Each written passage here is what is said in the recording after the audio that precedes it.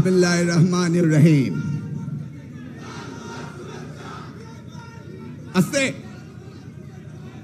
আজকের এই বিশাল জনসভার শিক্ষকদের সভার প্রধান অতিথি ভবিষ্যৎ বাংলাদেশের প্রধানমন্ত্রী জনাব তারেক রহমান, উপস্থিত রয়েছেন আমাদের মহাসচিব, স্ট্যান্ডিং কমিটির নেতৃবৃন্দ এবং আজকের এই অনুষ্ঠানের সভাপতি অধ্যক্ষ জনাব সেলিম ভুঁইয়া। আসসালামু আলাইকুম। জনাব তারেক ভাই, এই সেই অধ্যক্ষ সেলিম ভুঁইয়া, তিনি যখন দেশনেত্রী দেশমাতা বেগম খালেদা জিয়া প্রধানমন্ত্রী ছিলেন তখন তিনি শিক্ষকদের পক্ষে প্রথম দাবি করেছিলেন উৎসব ভাতার। দেশমাতা বেগম খালেদা জিয়া তা দিয়েছিলেন। তিনি দাবি করেছিলেন শিক্ষকদের অবসর ভাতা, দেশমাতা তা দিয়েছিলেন। তিনি দাবি করেছিলেন কল্যাণ ট্রাস্ট, তাও তিনি পেয়েছিলেন। শিক্ষকদের দাবি একে একে পূরণ করা শুরু হয়েছিল শহীদ রাষ্ট্রপতি জিয়াউর রহমানের থেকে। 1980 সালে প্রথম তিনি শিক্ষকদেরকে শতকরা 50% বেতন দিয়ে শুরু করেন এবং সেই দিন থেকেই এই জাতির শিক্ষা, যে শিক্ষার মেরুদণ্ড, সে কাজ শুরু হয়। তার এই ধারাবাহিকতায় বাংলাদেশের শিক্ষা ক্ষেত্রে ব্যাপক অবদান রেখেছে দেশনেত্রী বেগম খালেদা জিয়া। তিনি প্রাথমিক স্তরে খাদ্যের বিনিময়ে শিক্ষা কর্মসূচি দিয়েছিলেন, তিনি টাকার বিনিময়ে শিক্ষার কর্মসূচি দিয়েছিলেন, তিনি উপবৃত্তি দিয়েছিলেন মেয়েদের, তিনি উপবৃত্তি দিয়েছিলেন মাধ্যমিক স্তর পর্যন্ত। তিনি সারা বাংলাদেশে শিক্ষার ব্যাপক সম্প্রসারণ করেছিলেন। আজকের যে ভিসি ন্যাশনাল ইউনিভার্সিটির বক্তৃতা দিচ্ছি, 1992 সালে ন্যাশনাল ইউনিভার্সিটি অ্যাক্ট করে তিনি এই ন্যাশনাল ইউনিভার্সিটি প্রতিষ্ঠিত করেছিলেন। তিনি করেছিলেন ওপেন ইউনিভার্সিটি 1992 সালে।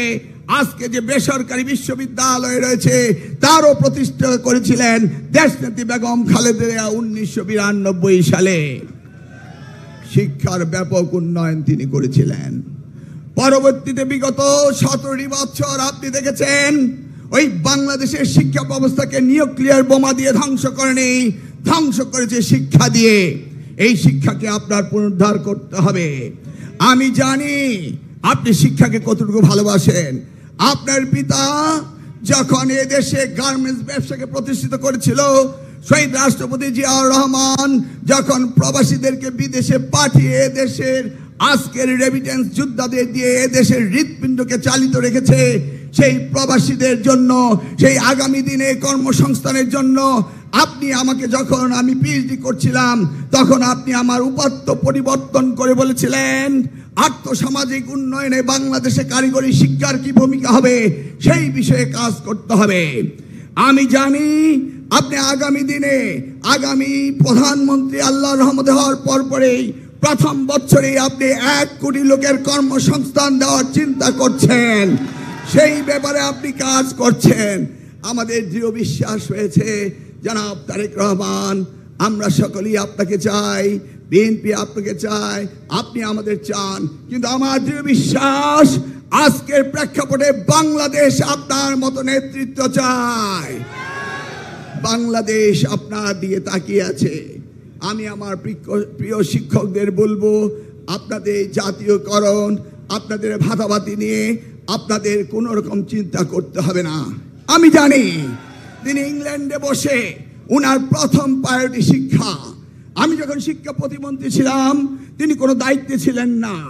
তিনি প্রতিনিয়ত আমাদেরকে নির্দেশ দিতেন কিভাবে শিক্ষা ব্যবস্থার পরিবর্তন করা যায়। আড়ালে থেকে তিনি কাজ করেছেন। আমরা জানি, বিশ্বাস করি আল্লাহর রহমতে আগামী দিনে তিনি বাংলাদেশে ফিরে এসে প্রধানমন্ত্রী হবেন এবং সেই দিন ওনার একমাত্র বিষয় হবে শুধু শিক্ষা, শিক্ষা, শিক্ষা।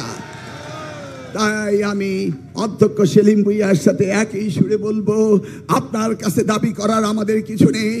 আপনি নিজেই জানেন, আপনি নিজেই এটা নিয়ে প্রতিদিন অনুশীলন করছেন, আপনি প্রতিদিন গবেষণা করছেন। এই জাতিকে উন্নত বিশ্বের একটি জাতি বানাতে হলে এদেশের জনসংখ্যাকে মানব সম্পদে রূপান্তরিত করতে হবে। যেই মানব সম্পদ আল্লাহর দেওয়া নিয়ামত। আপনি গতকালকে বলেছেন প্রায় 20 কোটি জনগণ রয়েছে বাংলাদেশের। তাদেরকে উন্নত বিশ্বের সাথে তুলনা করে শিক্ষায় শিক্ষিত করে আপনি আগামী দিনে জাতি গঠন করবেন এবং বাংলাদেশকে একটি সমৃদ্ধশালী বাংলাদেশ করবেন। সেই বাংলাদেশের স্বপ্ন আপনার রয়েছে। আপনি সেই শহীদ রাষ্ট্রপতি জিয়াউর রহমান আর বেগম খালেদা জিয়ার রক্ত আপনার শিরায় উপশিরায় ধাবিত হচ্ছে। অতএব আমরা জানি আপনি আপনার এই দায়িত্বটি আপনার শেষ রক্তবিন্দু থাকা পর্যন্ত আপনি পালন করবেন।